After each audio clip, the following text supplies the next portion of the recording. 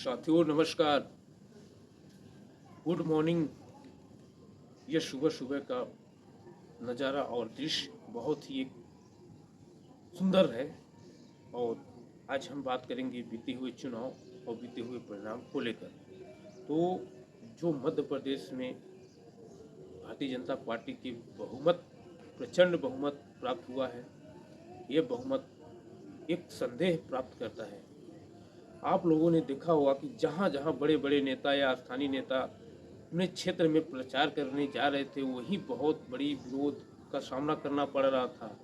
वहाँ पे भीड़ नहीं आती थी, भीड़ बाहर से बुलाई जाती थी, पैसे देकर बुलाई जाती थी। यह बुरा हाल मध्य प्रदेश का था। यहाँ तक भारतीय जनता पार्टी पूरी तरह से अपने मन बना ली थी कि इस बार हार हो जाएगी, लेकिन जब परिणाम आते हैं तो परिणाम एकदम आश्चर्यजनक परिणाम होता है और संदेहजनक भी होता है। क्योंकि आप लोगों ने देखा होगा सारी सच्चाई कि किस तरह से भारतीय जनता पार्टी से लोग नाराज थे, भ्रष्टाचार से नाराज थे, बेरोजगारी से नाराज थे, करप्शन से नाराज ही थे। और वही बार बार पेपर लीक और पटवारी परीक्षा घोटाला, तमाम तरह की घोटाला मध्य प्रदेश में भारतीय जनता पार्टी पर लगे। इसके बावजूद ये जनादेश बिल्कुल संदेह ही प्राप्त करता है। और जैसे आप लोगों ने जाना होगा कि मध्य प्रदेश से सटे छत्तीसगढ़ भी राज्य है, जहां भारतीय जनता पार्टी का कोई प्रचार नहीं था, वहाँ पे भी वापस आ रही थी। यह बहुत बड़े बड़े टीवी चैनलों ने दिखाया था, लेकिन वह पूरी तरह से फेल हो गई। आखिर यह फेल कैसे हुआ? इस फेल का मास्टरमाइंड भारतीय जनता पार्टी में कौन है, जो कि अगर मान लीजिए कि थोड़ी देर के लिए मध्य प्रदेश में लाडली बहना का सफलता बता रहे हैं, लेकिन वही छत्तीसगढ़ में लाडली बहना का बिल्कुल सफलता नहीं था। वहाँ ना ही ये योजना थी। और योजना तो मध्य प्रदेश में लाई गई थी, लेकिन चुनाव से ठीक पहले 2-3 महीने पहले से योजना लाई गई थी और चुनाव तक पूरी तरह से भारतीय जनता पार्टी तक विरोध चला योजना चलने के बाद भी। तो ये जीत पूरी तरह से संदेह प्राप्त कर ही देता है। लिख रहे हैं और वरिष्ठ व्यक्ति हैं। कांग्रेस पार्टी को भाजपा की इतनी प्रचंड वोटों से जीत का आंकड़ा समझ में नहीं आ रहा है, क्योंकि मध्य प्रदेश में अधिकांश मतदाता परिवर्तन करना चाहते थे। हालांकि मध्य प्रदेश में एंटी इन कमोबेशी नहीं था, और न ही शिवराज विरोधी लहर था, और न ही प्रदेश की जनता वर्तमान सरकार से नाराज थी। लेकिन फिर भी लोग एक ही सरकार से उब चुके थे, इसलिए बदलाव चाहते थे। तो ऐसा क्या हो गया कि चुनाव के एन वक्त में भाजपा लहर चल गई।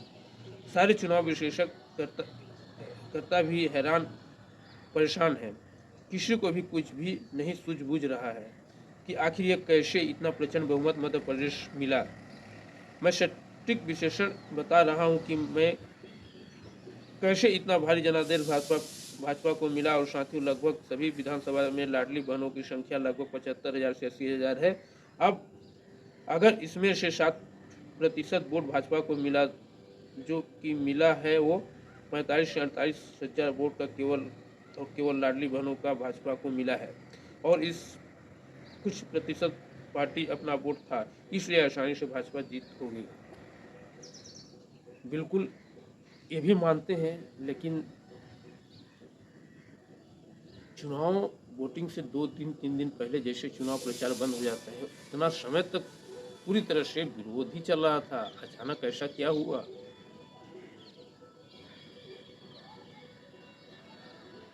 तमाम न्यूज खबरों और बड़े बड़े लोगों को देख रहे हैं, किस तरह से इस पे संदेह जता रहे हैं। ठीक है, जैसे मध्य प्रदेश का एक जिला सिंगरौली था।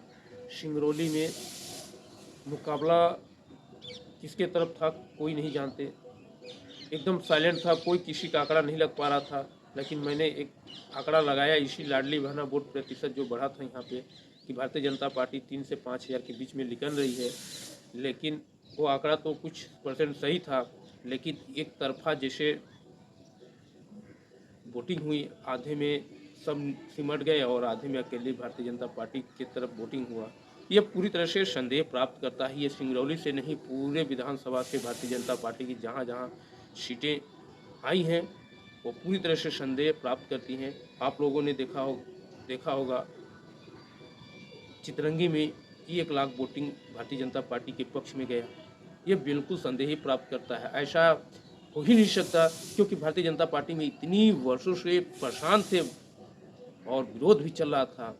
लेकिन ये विरोध कैसे परिवर्तन हुआ, किसके इशारे से परिवर्तन चल रहा था, आप स्वयं आकलन लगाइए और मेरे कमेंट में ज़रूर बताइए और इस वीडियो को शेयर कीजिए। तब तक के लिए धन्यवाद, नमस्कार।